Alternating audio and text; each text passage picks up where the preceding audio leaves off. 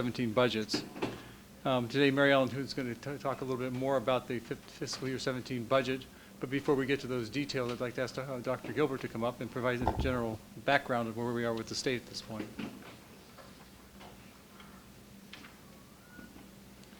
I want to thank everyone for coming out to the campus conversation. The first one was well attended, and perhaps this one will gain some attendance at 3:30, which is when I thought we were to start. So I was late because I didn't get the message from last week that we had changed times. So maybe we'll pick up some other people like me that don't read their emails. We are still in a state of uncertainty in the state budget. We have not had a call by the governor for the legislature to come back and look at giving us a state budget, so we don't know what will be the outcome. It's possible that we will sustain another budget cut this next year to higher education.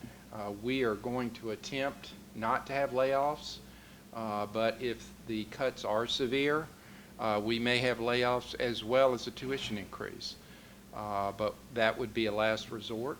That is laying off staff. But right now we are facing about a $7 million deficit that we are, well, I'd say deficit, a shortfall of $7 million in our budget for next year that we are trying to address, and I think Mary Ellen's going to address that today. $2 million from the budget cut from this year that we have to make up next year. Monies that we don't have. There's also $1.6 million in raises that we need to account for that we don't have in this year's budget. And then about $3.4 million in recurring costs that were one-time money fixes to the budget, which means that it's not recurring money that we will have to replace with recurring money. That's with no additional budget cuts. Am I right in that, Mary Ellen? Okay. So we're starting off with $7 million that we need to fill in the budget for next year. And we may have to put more money in that budget depending on what the state decides for potential cuts to our budget next year. We're hoping that we will not sustain any additional cuts, but you know, it's really too early to tell. We will do the best we can to be good stewards of our resources. We don't want to raise tuition any more than we have to, but we think we're going to be facing a tuition increase.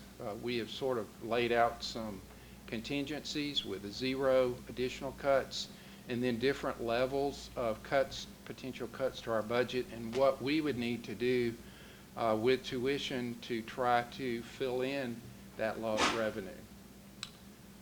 That's all I know at this point. We do expect to have a budget before July 1.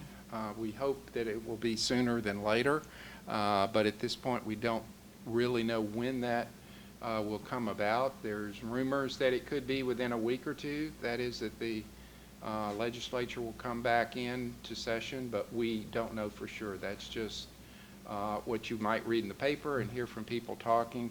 At this point, we really don't know when the legislature will reconvene to look at the budget. That's all I know, and I will turn it back over to Gail.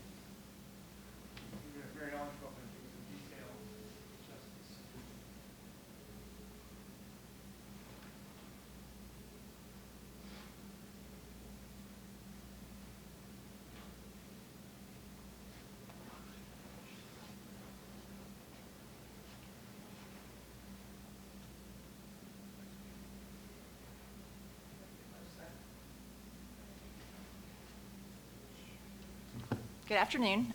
As Dr. Gilbert mentioned, we are trying to deal with uncertainty, but we also know that we need to start planning. So we're not taking a full budget. We have this kind of contingent budget just to kind of have an idea of where things could end up. And obviously, until we have final numbers, we're going to work with this. So basically, this is just the operating budget. So that's kind of the piece that we usually focus on, which comes from state appropriations for our unrestricted, as well as the general student tuition from graduates and undergraduates not in school medicine or certain standalone programs.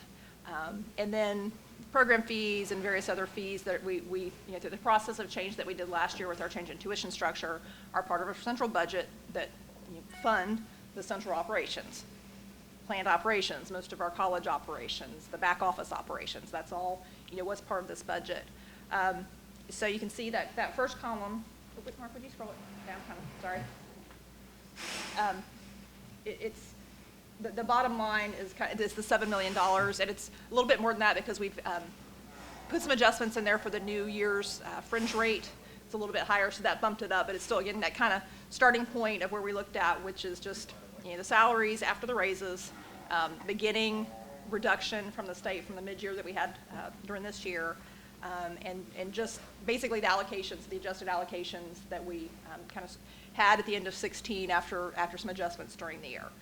So from that, then we went back and looked at different revenues. We've got some fee increases that we're looking at, so we've captured that. We've also went back and looked at our projected revenue for N2, looked at our overhead cost recovery, and that's where we charge the School of Medicine and other outside entities for the services we provide centrally. So we do everybody's payroll. They don't get their own payroll. We do that. So we charge fees for that. That's something we're still looking at to look at the model for that. Housing pays a significant chunk of that.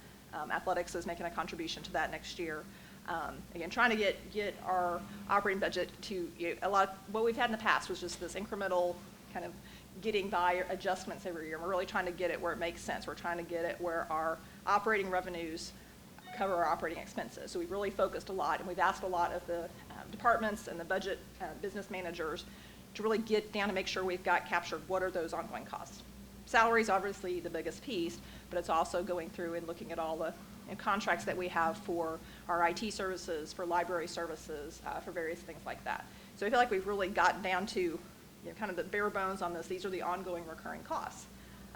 But there's still a gap, and we say here's our ongoing recurring costs, and here's the revenue that we're generating, again, because the state reductions have happened a little faster than we had hoped. So once we kind of do all those adjustments, and then we've also added in this, you can see that reserve for contribution kind of midway through the page. And those are things that we're doing next year, and we'll talk a little bit more when we look at this in more detail. But the things that are investments that we're making going forward, and we're hoping that those investments will turn into revenue that will cover those expenditures in the following year. So things like recruiting, an additional year of the startup of all the engineering programs, South Charleston. So those costs are kind of captured there. So it's not quite fair to just expect existing operating revenues to cover that. So we said, and again, explaining this to the board, we want to use some reserves to invest because we believe that will deliver revenue. And we're actually hoping some of it will deliver some revenue in the fall. But if everybody has talked to me before, I'm very conservative, so I don't like counting chickens before they hatch. So hopefully we'll see some revenue delivered in the fall from some additional enrollment. And then in the bottom, we've again looked at vacancy savings. So again, that happens from various things where we, just the timing from somebody leaving and then filling the position, or even changes in, where somebody with a lot of seniority leaves and we refill it at a lower grade. So we kind of take an estimate of what we've captured there. And you can see there's some additional positions for site related to engineering, although we know they won't all start in the fall. So we've captured part of that as part of the vacancy savings relates to that. And in our operating budget, we have there's some new investments in marketing and recruiting. Some folks asked for some additional requests for their operating budgets, and we're still kind of trying to go through there and make sure things aren't double counted. But right now, they're sitting there. If we go through and do them, that would reduce the amount of reserves we would take. So we're making sure we're looking at those dollars. And the other piece of the reserves is everybody knows we're working on the 2020 effort. There's still ongoing lots of different projects. If you remember last year's budget, we had a $3 million add into our budget. We said, here's $3 million we're hoping to capture in our budget from realizing savings from changes or revenue from revenue or reductions. Rather than have that kind of sitting out there, what we'll do is if we capture, so there's a position that we end up canceling through some of the 2020 efforts, that'll, in this year's budget, this year, 17, will reduce the amount we use from reserves, and then next year it would be a base reduction. So again, some of our accounting got a little crazy with the way we were doing it. So this is a lot cleaner, and since we're using reserves, it helps us, because we're trying to use less reserves than we have to, because again, using our balance sheet makes, it's a challenge for our bond ratings. It's also a challenge. starts putting us at risk. So we're trying to balance all those and make sure we can keep track of, all the dollars. A lot of it's managing the positions, looking at the timing on those. So anything that we're doing, and we're very aggressively pursuing every opportunity. But right now we haven't captured anything. If we do that, that will reduce what comes from reserves. And then on athletics, we had set again, we've done a lot of things where you just pick a number. That was a number that had been kind of developed over time for athletics, and we wanted to go back and again set it tied to something versus just a number. So we looked at it, and it's set towards to fund their administrative positions. So that's why we have a reduction, because that was less money than we were putting in previously. So it's only funding those things that can't be used for, other types of things. It's not used for coaches. It's not used for the sports. It's for the administrative part of athletics. So again, it ties it to, we're trying to make things where, this ties to this, and again, logic behind the budget versus just kind of, well, it was this number, and it's been this number for, 10 years, keep, plus or minus, we're trying to make it meaningful. So once we do all those things, that takes us from this, a little over $7 million deficit down to about $3 million. And again, in that, we've captured this year's mid-year reductions of state. So that's a good part of it. Plus, we did the raises, and we used some one-time money. So we've, made some progress with some of these changes with some additional sources, but we've used reserves, so if we didn't use that, it would be back again close to the $7 million. So from that, then we have the 3 options, and it's looking at, if we have no additional reductions, we've got this $3 million deficit, so it would take about a 5% across the board tuition increase for resident, non-resident alike, and so that would generate about $3 million, and that would close the gap. When we talk about the 5%, I will say that also we've considered the bus fee increase. So this is just the part that's not related to the bus fee, but it still works out to an overall 5%. And then just going across the page, we said, well, what happens if it's another 4% on top of the mid-year? To do that, we'd need to go up to 8%. And again, that would generate $4.9 million over what we're generating currently. And again, if you go to 8%, that would be an 11%. So again, it's a math problem of what's this number, then we'll math up in the spreadsheet to calculate what those are. Again, we're going to keep scrubbing. We keep having conversations. Mark's meeting with every department, trying to look for all the opportunities within this. But we've cut and cut and cut, and there's still opportunities through our 2020. But I know there's people that are using the backsides of paper, and we're doing a lot of those things. There's just not a lot of easy, low-hanging fruit anymore. So we're going to keep doing it through focused efforts on certain areas. But just telling everybody, tighten your belts. We're all having trouble breathing because of that. So that's why we went through the efforts we did of the people that worked on it, the 80-20, trying to look at your costs. We looked at them. We pulled all the stuff up. Mark and I, and in the budget review team looked at all the things. It was like, there's nothing to cut. And we looked at the big items. There were 30 items over 100,000, but they're all things. Blackboard. That was, I think, the top of the list. Well, that's kind of the backbone of what we do for our students. So we can't cut that. We go through each of them, and then you start getting down to $1,000, $800, or whole categories of, well, we could just eliminate student programming or these kind of things. And those, again, every one of those decisions has a consequence. So there's just no easy answers. We kept hoping we're going to see, oh, there's $1 million and there's $1 million, and I tried to be an optimist. It wasn't there. So. Again, I think through the 2020 efforts and the continued work of strategic planning and the academic portfolio review, we're going to keep progressing, but it's not just a quick, easy answer. So any questions on this? We've tried to kind of simplify it. I know some of us really enjoy spreadsheets in a lot of detail, and trying to find that balance between enough information so it's meaningful to you, but not so much that it's kind of information overload. Yep.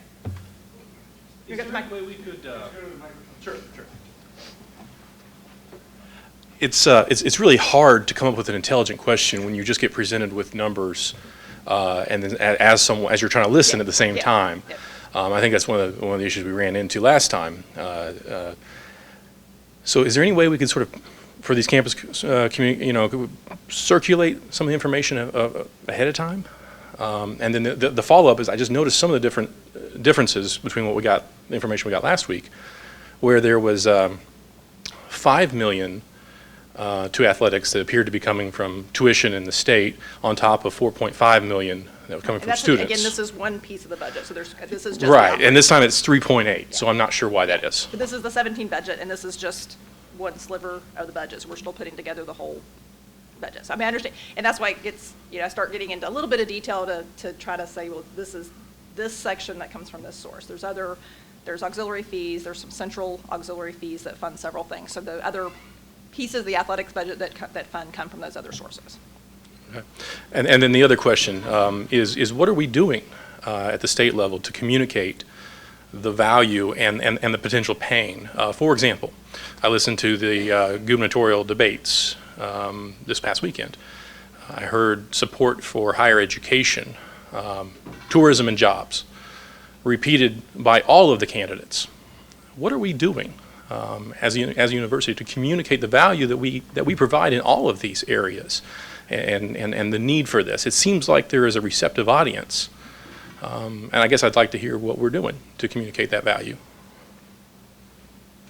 Well, certainly, I've communicated with our legislators what we do at Marshall and have had communications with them and the need for us to not have additional cuts and the pain that it would inflict on the campus. I think they understand what the value of higher education is. I think they understand the value of the different institutions of higher learning and what they do for the state. I think to repeat that would probably not be useful to continue repeating that. I think it's important for it to come from other sources, that is students, faculty, and others. But I've had conversations, Bill Burnett, who is our liaison with the legislature, he's had conversations with all of the different legislative bodies, and we're continuing to take that information to them, and certainly they have access to all the things that we do in terms of serving the state and what we do for our students. I think they're aware of those things, so I don't think that they're ignorant of it.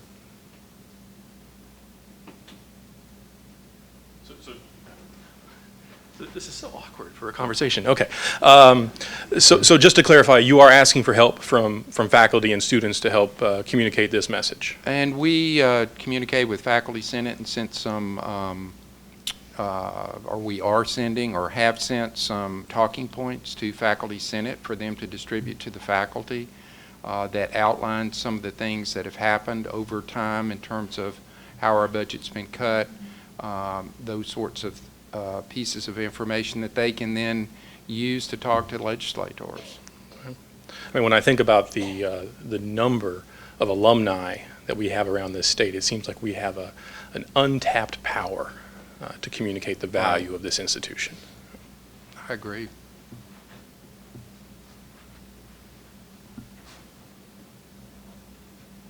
Okay, and I'm going to actually show you something, because I don't know if everybody's familiar with the 2020 website, because I know, again, kind of going back to your previous question of just sharing of information.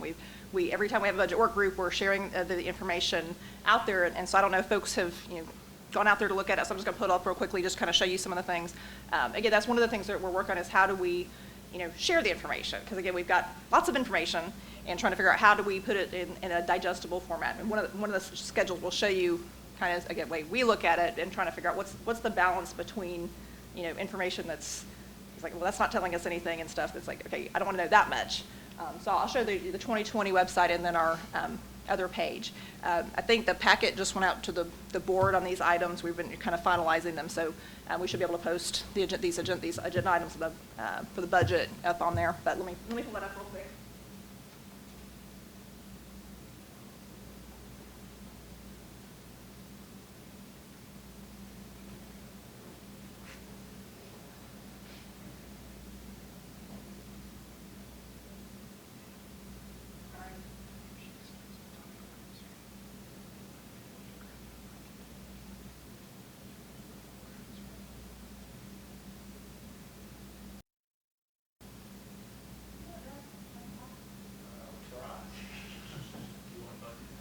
Yeah, so again, and I recommend, I mean, we're doing frequent updates, so I always preach this, go to marshall.edu/2020.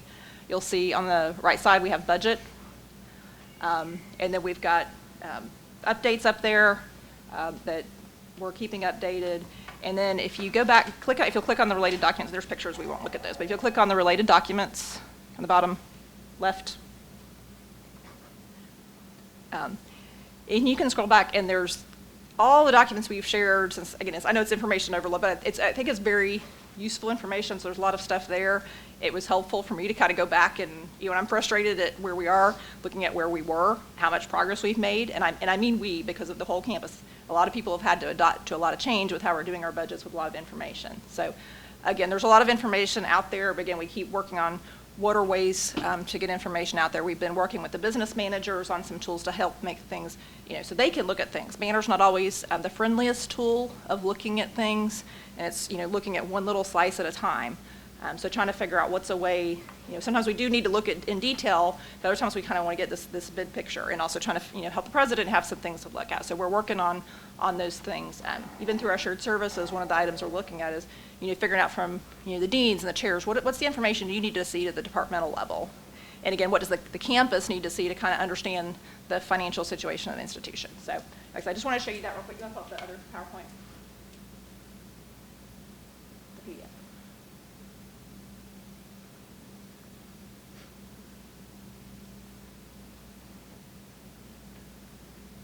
I have to make it a little bit bigger. So, again, one of the things, like I said, we've been talking about how to make this, look at this information in a different way. And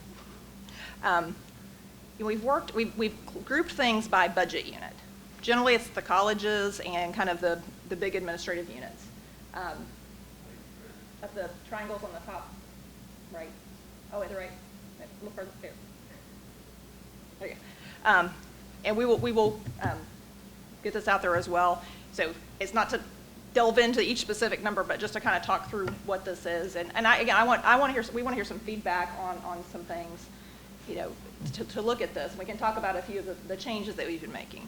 So, like I said, it lists each of the budget units, and travel's been a big issue. We know that in travel, in the broad sense of faculty development travel, student travel, trying to isolate that to make sure that we know that we're putting dollars to that. We know that we need to put more to that.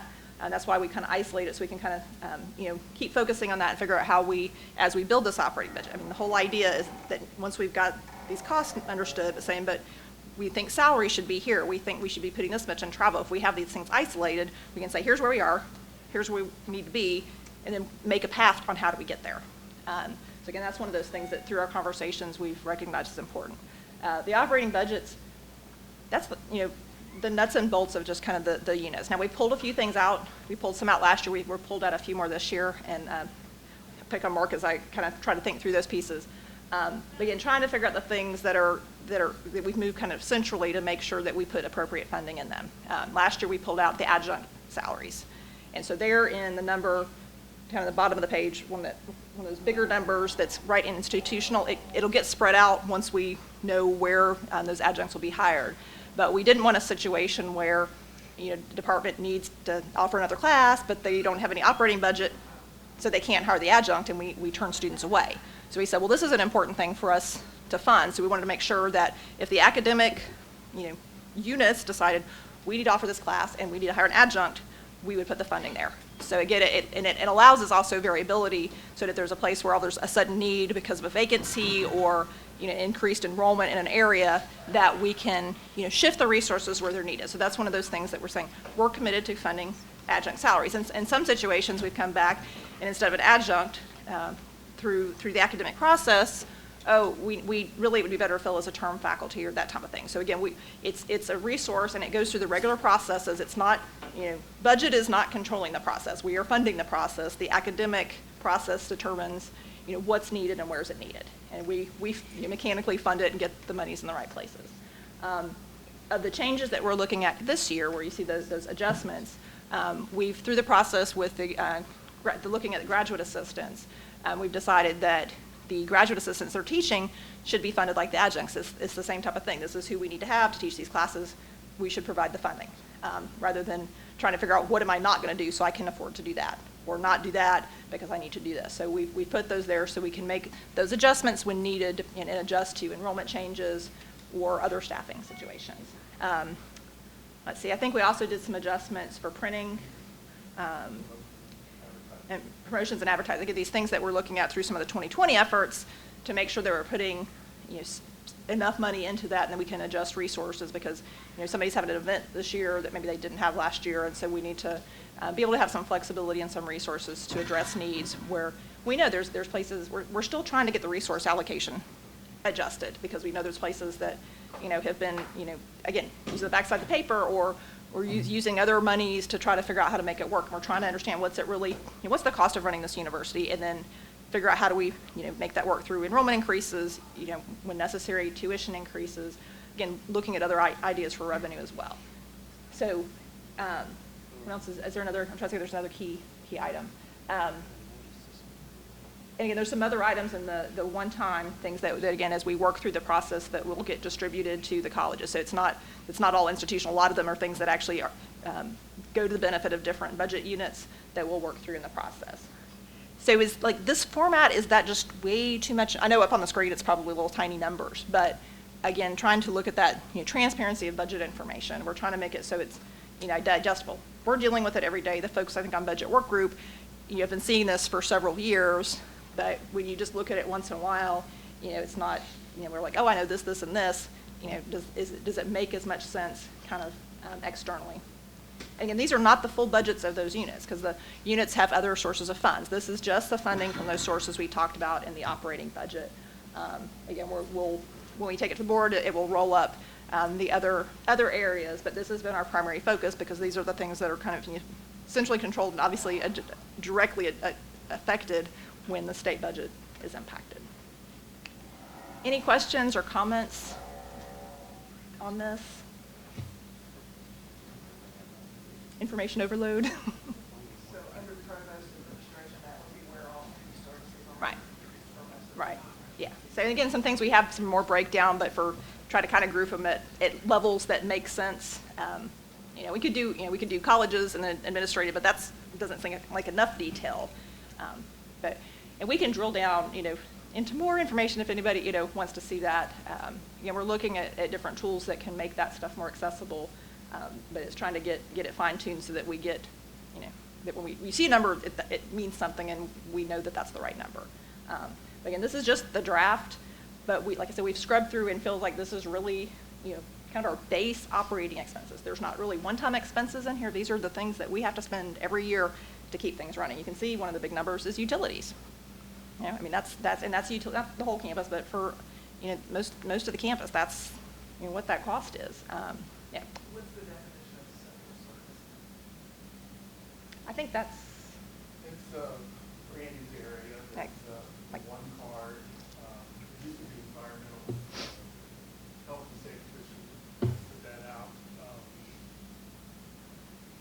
Randy's area, it's not. yeah, there's physical various, plant. everything that's not physical plant is kind of under operations. So again, we've been trying to put things in meaningful groups, but, and as we work through some adjustment, things kind of shift around. But like I said, we're trying to get where we keep a consistent matter, and that's one of the big things for next year. And then we've tasked the budget work group to think about over the summer is when we come back in the fall is, you know, instead of kind of the last minute budgeting that we've kind of done each year, is that we want to get a very clean schedule and make it over time and, you know, very methodical. And make sure that all the constituency, you know, we have ways to get input and figure out what's that going to look like. And we feel like because of what the state's been doing, we've been, you know, kind of trying to play catch up all the time. So we want to come, you know, very directly when we start the year after the first, you know, couple weeks of the semester, and really think through, you know, how does this go going forward? And it goes back again to your point of figuring out then how do we make sure everybody, you know, is involved at you know, with the information and can have ways to have input into that. So again, if you go back to where we were before, I mean, it was even hard for us centrally to see the information. So we've been spending all this time kind of getting the infrastructure of the information so we can really understand and know that, you know, because it used to be, you had to think, well, what unit am I looking at? Because they account for things differently. So we try to get it where we have consistent terminology and everything is booked in a consistent way so we can easily use the tools that we have to look at stuff and really see. So if you go look, you know, drill into the information, you could look at a particular unit and you can see all their sources of revenue. So you could see, oh, okay, they're getting a central allocation, they've got some contract revenue, they've got a transfer from the provost, they've got, you know, these different things. So you can understand where their money came from and then see where they're spending it. So it makes it, you know, like an income statement. Before it wasn't like that. It was sort of, I mean, you could see some things, but you couldn't tell. We had one line, transfers, and I couldn't tell what was going on until I drilled in and looked at a transaction and traced it back. We're trying to make it so it's very easy to see and understand. And it's probably a lot easier for us to look at it all the time, so we're trying to figure out how to make that next leap to making it so it's, you don't have to have a love of spreadsheets to be able to interact with the information. Yep. All right. Just in thinking about what would be really helpful, this certainly is. And I want to thank you for that.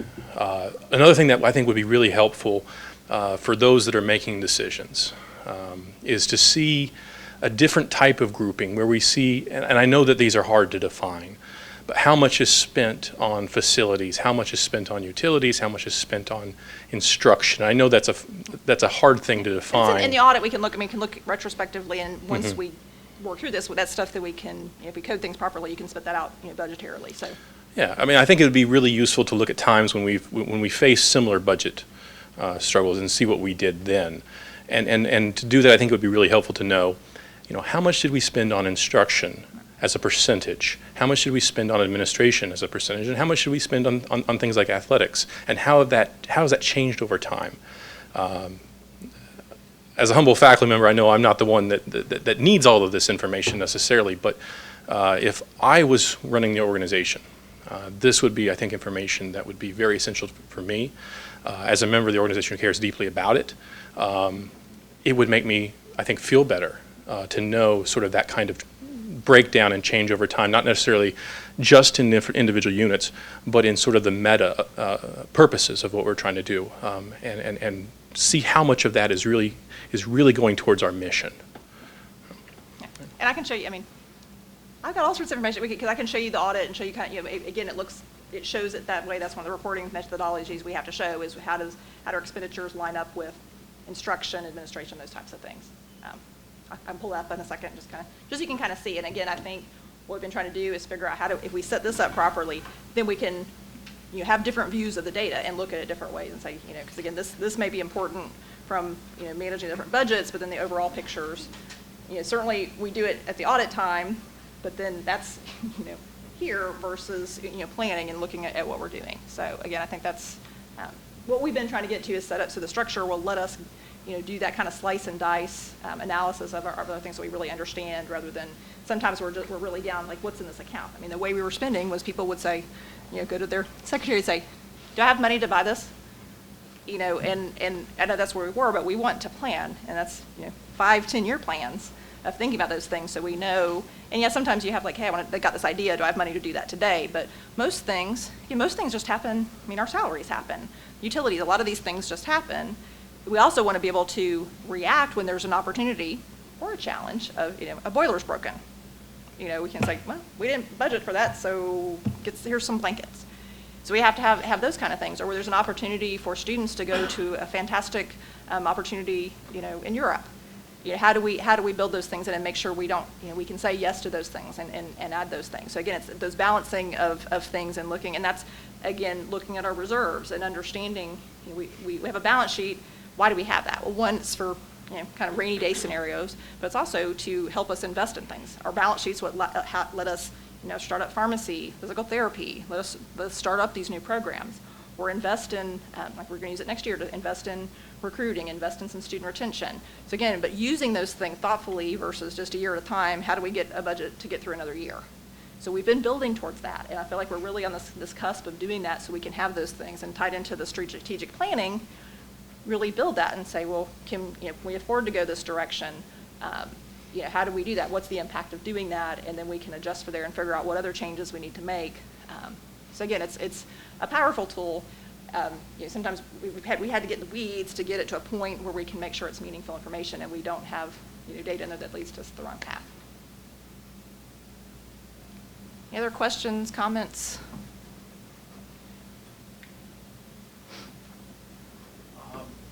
I really want to thank the budget team for putting a lot of this stuff together and making life a little bit easier for us and the chairs trying to figure out what our budgets are going to be. One thing that you guys did last year, and I'm hoping that you will do this again this year, is to allow us to keep the rollover. If we don't spend all of our funds, to allow us to roll it over. And allow us to access it maybe a little bit more easily than this time.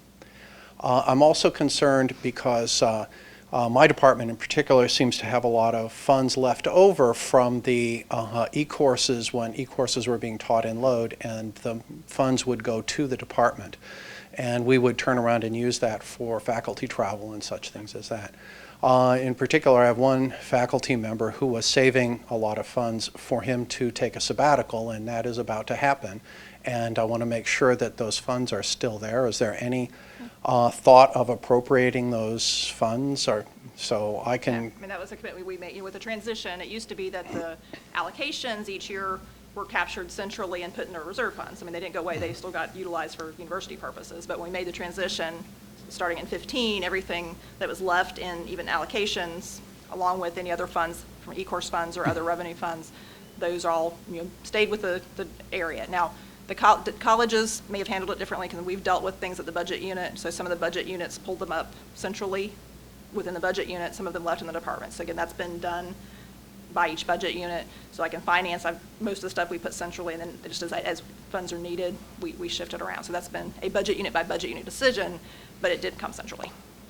So, and again, to the other part of the travel, when we put the budgets together for last year, we looked at the expenses both in the regular allocations, the program fees, college fees, and the e-course. So again, if those things had built in there, they were in there. And then the rollover, and again, that's trying to get the operating revenues to match the operating budget. Those should cut, we're trying to get where we're covering the general things, but we know there's times that we need to use those reserves, or we want you to save. That's why we let them roll over. We're trying to figure out what's a clean process to do this. We're hoping that you can plan, and most of the stuff is planning. For the one-time things, that's really where we want to use the reserves. Here's, a sabbatical. Now, again, some of that stuff may move around. It may end up being kind of base. It just moves slightly.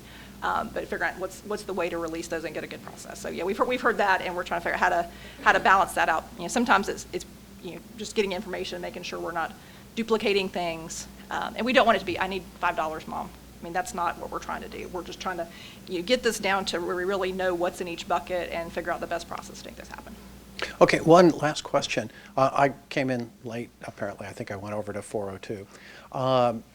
But have you addressed the issue of how e-courses will be paid this year going forward? I know there's been a lot of discussion on it. I wonder if there's any kind of a sense that you can give us on how e-courses will be paid as overloads and as inload.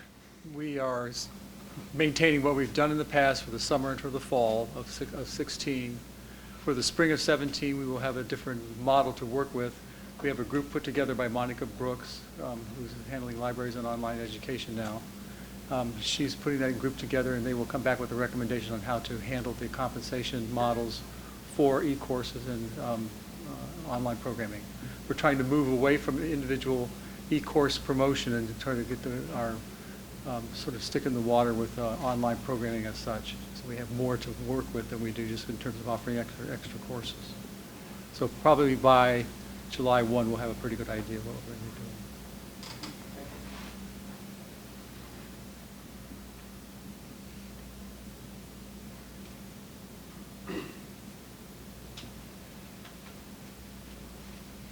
So I think, and it's still probably kind of small to read, but this is from the audit, and this was one of our required notes, and you'll see it breaks out salaries, kind of a couple big buckets of expenditures. Make it a little bit bigger. Make it a little bit bigger. But then it's got instruction, research. Again, it's got categories, and these are specified. And the nice thing, I always go back to the audit because it's audited and it's done on a consistent basis. We pull a spreadsheet or pull a document. It may not be as consistent. This is year-end audited numbers, so it's consistent rules are applied. So I think that kind of is a way to look at it. But then trying to get the budget in that format is a step that we can work towards. And you can see certain things get spread. There's certain categories where they happen here, but then for audit purposes we spread them like utilities and those types of things. So is there a total going across the top for instruction? Yeah, you can move it to the.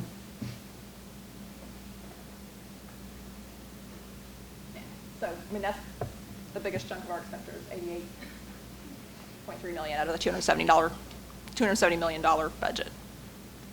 Again, it depends on our category. So if we spend money out of a bucket, that's not the right thing, and that's one of the things we've really, and I use buckets, that's my term for accounts, but just, so if well, I have money over here, so I spend it over here, but it was instruction related, but you spent it out of something that was, generated through a fundraising effort, it's going to end up in that wrong category. So we've really been trying to push people in that, sometimes even releasing the funds, making sure, saying, oh, I've got the money here. Well, we want to understand why you're doing it, so we move it to the right place, not just from where it's from. And again, it ties to this, because then if we're, and analyzing things and we've got bad data, we can end up with, a bad assessment. But that's out on the finance website.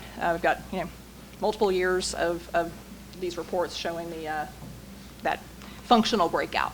And then again, across the top, it kind of shows the big categories of expenditures. Any other financial questions?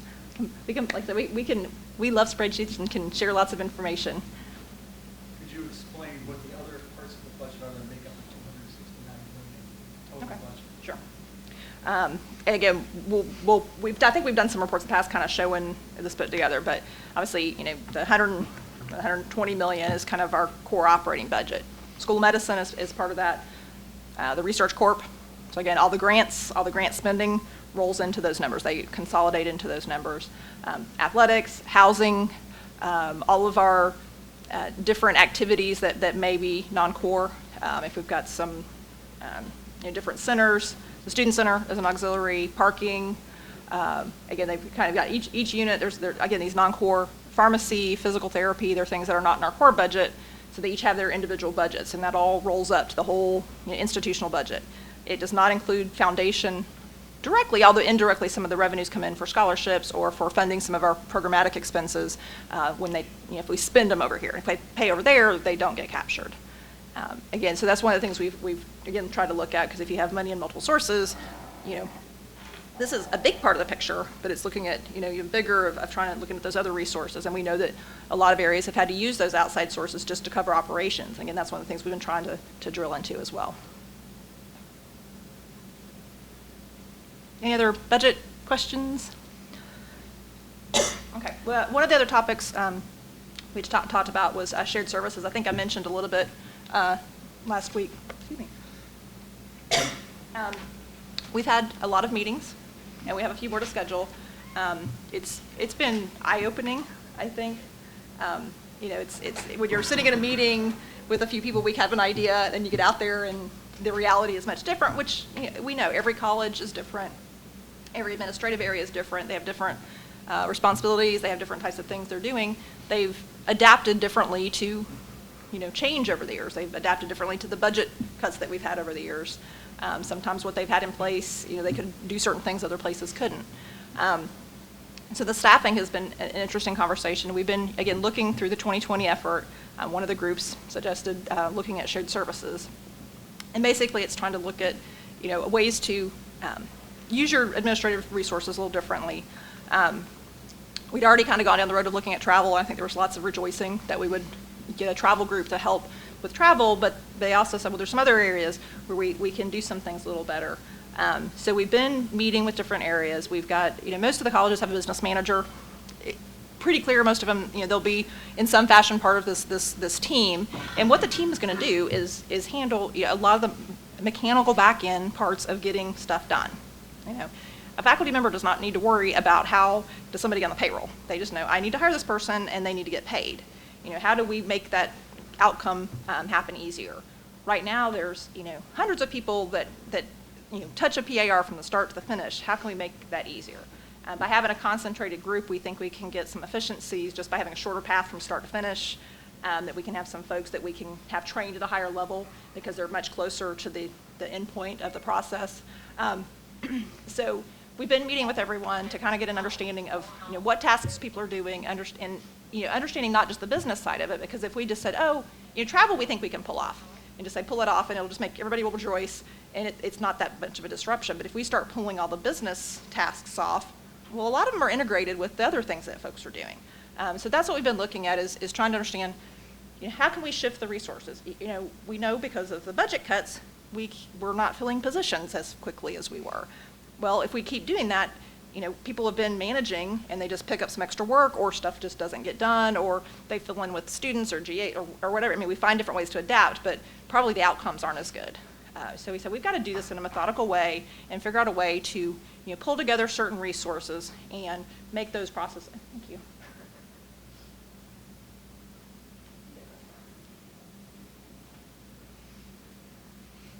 Oh, much better. We've had a team that's been working, I don't know, year and a half, talking through things. I'm trying to, looking at org charts, looking at the work, looking at different things. We kind of said, we're not filling positions. We've got to start doing something. So we've been trying to really ramp that up, trying to make sure we're getting some progress done. We've got some changes we're going to make May 1st, a couple of colleges that we've already identified. The business managers will be part of this team. We're going to start making some changes, start taking on some things. We've got some retirements upcoming in some areas, so we'll start, rather than them filling their administrative position, we'll start taking on some of those responsibilities. While we're doing it, we're also going to try to make the tasks take less time, figuring out, applying technology is part of it, but we've really got to look at the process and make sure we cut out unnecessary steps and figure out where's the right place to get these things. Marty has been part of it, so we've got kind of the faculty chair side of things. We've also got administrative folks. We've got lots of people in it, and we've gotten lots of input and talked to lots of people. And we continue to talk to a lot of people, which is why I keep losing my voice because I am talking a lot, but we're listening a lot. So I think we kind of set out with a plan, and we get information and adjust the plan. I know it can be frustrating because people want, what's the plan? Well, we have a general plan, but if we come out with this is what it's going to look like, it's not going to work for everybody. So we're trying to find a way to roll this out in a way that adapts to the individual situations. Certainly places that have experienced more recent vacancies, we're trying to get them rolled up a little bit faster and getting this in. And at the end of the day, what we see is a small core team. And again, we want to make sure folks are still sitting out in the colleges and in the different departments, because that was one of the big things. We can't just have this big central area in Old Main, because then what about the students and the faculty that need help in Corbly or in Jenkins or so we got to figure out a balance to do that. So these folks will be part of the team, working with the team, connected to them, but they're still going to be sitting out there, and they're not going to go, oh, I'm a business person, I can't do that. Part of their job description will say, supporting the department that you're in, helping with students, helping with those things. That's still part of it, but their primary responsibilities, most of the business managers are already, is doing the business side of things. But again, with this focus, we can also provide some support of the back office of making these things work a little bit better. And while we've been doing it, it's looking at the other side. What are the things that are getting done? And through that conversation, I've found some things that, hey, there's some stuff, there's some processes that maybe if we can streamline, connect some resources. One of the terms that came up in an early session was designated experts. I know folks kind of had this vision, we heard some crazy stories, but I'm just going to be stuck doing P-card transactions all the time, or just PARs. Now, there's some people that like doing those kinds of things, but there's some people that they like the variety. But we've got some tasks that, if 2 or 3 people on campus were really highly trained in this particular area, they could get the task done in 10 minutes, versus somebody that has to do it once every couple months, it may take 30. Well, over time, that 20-minute difference is going to add up, and sometimes the difference is bigger because if you ask the wrong person the question to start, you go down a path that's completely wrong, you have to start over. So again, trying to get it where we're getting these knowledge experts, getting clear processes, making it available, so you can go out there. But not that you have to go read a 20-page policy to figure out what to do. So we need to have policy so we're consistent, but try to also have clear, here's the task you need to get done, here's the 3 things you need to do, who you need to call, and it can get done, and not have to recreate the wheel. We do a lot of that, where we recreate the wheel every time we start doing something and end up with different results, each time, and it takes a lot of time. I mean, again, most of our expenses are people, so our time is money. So again, if we can make less time for these administrative, they're necessary. We need to get people paid. We need to pay vendors. But if that takes less time, then there's more time for the things that can directly impact the students or impact the faculty who can impact the students. That's why we're here. So that's one of the reasons that I'm so enthusiastic about it, because I really see that we can make this work much better to get these necessary things done. That will leave more time to redirect to other resources, to other needs, and we can get this done more quickly, which, again, I think that's money, because, again, if we can retain our students, and as I said last week, if they come here, let's figure out how to get them to graduate. So where can we put resources, instead of doing PARs or travel, what can we deploy some resources that would, help those students, get through? So again, it's not an easy process. It's taken a lot of time from all the committee members, from all the people who participate in the sessions. They're usually 2-hour sessions. where we kind of just, again, talk through what folks are doing. You listen. I think they've been, productive. We've, I think, allayed a lot of fears. We're not trying to get rid of people through this process. We are, over time, we're going to have resignations and retirements. Those positions probably won't get filled in the manner they were. Now, it may be that we add a head count somewhere else in advising or in some other area where there's a need, but less in kind of these business tasks. We think we can do it in a much more efficient manner. So we're still, working through this. This is, even once we get it done, one of the big things that has been really important to all of us is that it's an ongoing process. So it's not going to be, here's the process and live with it for 20 years. We'll have feedback, and if something doesn't work, we'll try different things. So it's engaging. We want to focus on the outcomes. I'll share one of the comments we had. Somebody was complaining about Banner. I know that's hard to believe. And I said, well, why are you in Banner? Well, I have to enter a requisition. Why are you entering a requisition? Well, because I need a piece of equipment. I said, okay, that's your outcome. You need a piece of equipment. Let's figure out, you don't need to do all these other things. You don't need to get the quotes. You need to tell somebody what you need. And if we need to figure out how do we get that done, come back to you and say you need a refrigerator, and we say, here, same price, blue or green, which one do you want? Take care of ordering it, and it gets delivered. And I know that's simplistic, but I think we can do those types of things.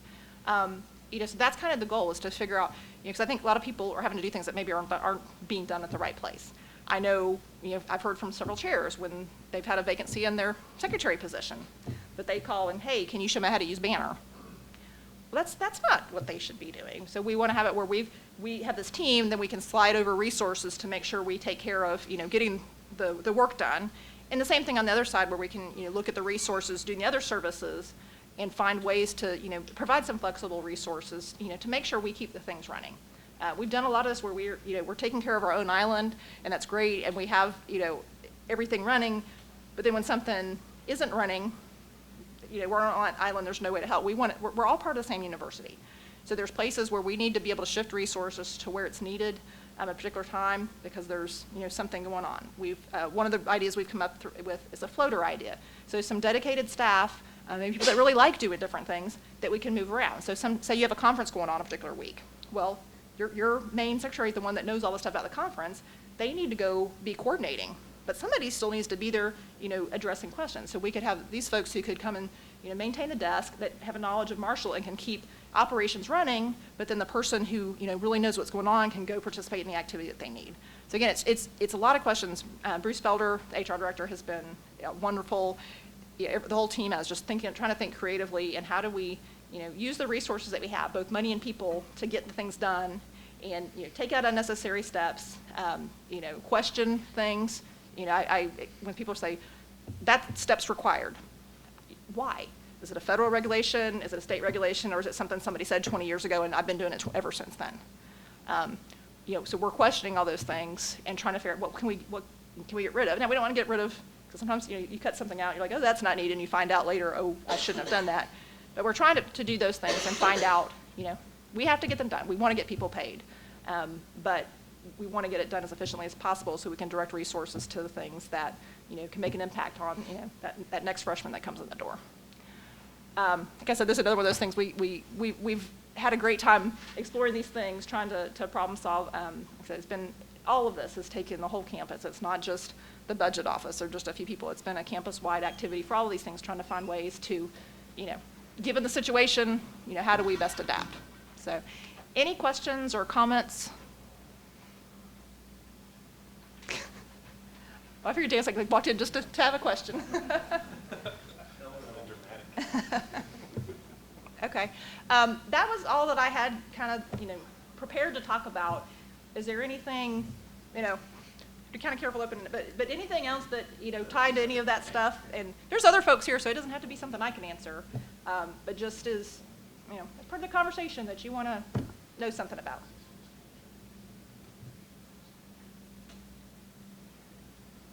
Or any comments you want to make?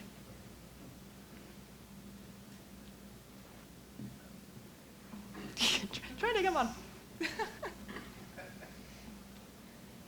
I tend to ask a lot of questions when I come to these things. There's been a lot of talk about different sources of revenues, going after different sources of revenues, like summer camps, and I understand we're really putting a lot of effort into South Charleston. Is there any discussion at all that you could tell us about, at least, about consolidating colleges across the state of West Virginia? That's outside my pay grade. Well, I know that, West Virginia, WVU is gobbling up places, or has, and I'm wondering if we're thinking anything in those terms at all. I mean, and again, I know we've done a lot of, looking at, what are those things? We've been involved with a lot of articulation agreements with a number of schools, with Concord, with Bluefield State. There's been no discussion of collapsing universities or anything like that with our move into South Charleston is to really take up the void that's been offered by the move of the technology and engineering programs to Beckley by WVU. And we're really trying to market to those students in nursing and engineering and biology and chemistry, more STEM-oriented programs as such. But we're always open to a number of different kinds of articulation agreements with any of the community and technical colleges, with any of the four-year institutions in the state.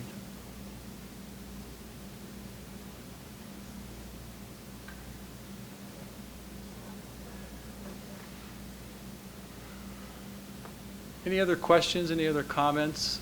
We really do appreciate your attendance, your coming to the campus conversations. I want to apologize for any confusion about the time. We're actually being kicked out of here in a few minutes because of another event. That's why we had to change it from 3:30 to 3 o'clock, which we announced last week. I want to remind everybody of that. We will have more campus conversations in the fall semester around long-term planning, and we'll try to get the information about those out as quickly as possible in August and September. Go ahead.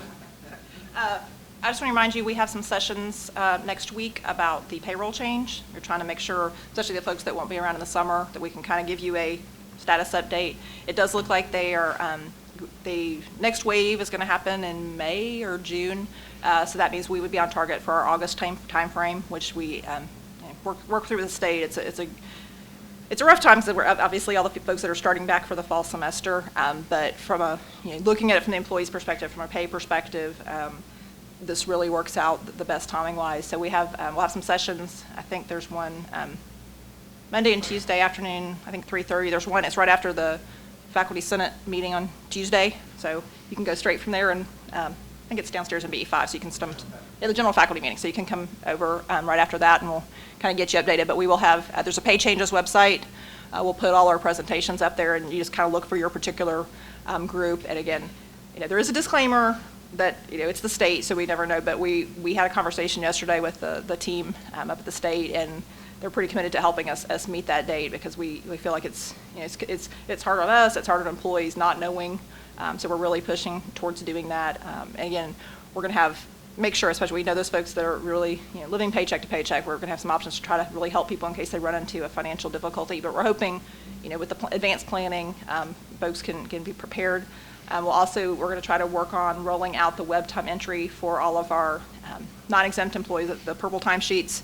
We're going to work on that over the summer, and we'll be reaching out to the individual areas as we get closer to that and do all the appropriate training. So you can come to the sessions, or it'll be up on the website as well. We know it'll take a lot of patience because it keeps changing. I think it's been at least 4 or 5 delays. We keep regrouping it, but the whole team's been very committed to looking out for our employees, faculty and staff, and students, trying to make sure this change, we can work through it as best as possible. So I encourage you to attend, or again, you put stuff in the newsletter. We're putting on that Pay Changes website with more information. Obviously, there may be some little things that change over the summer, and we'll keep that updated and try to keep everybody informed. I always encourage you to look at the newsletter. We try to put an update in there anytime we have additional information. Some like, oh, we don't look at it. I said, well, that's a consistent thing. We know it's going to come out every week, except for sometimes maybe over spring break. But please do watch that. We try to keep people informed of that. So I appreciate it. And if there's a lot of stuff out there, we can show you lots of spreadsheets and information, but we'll keep working towards that. And I will tell you that if you ask questions in sessions, you sometimes get volunteered to participate in things. So I think that's how Marty ended up on a few groups and stuff, because then it's like, you've got an interest, so we want to help educate you. So thank you. Well, if there's nothing else, thank you very much. We appreciate your attendance and coming today. We look forward to more sessions in the fall. Have a great end of the semester.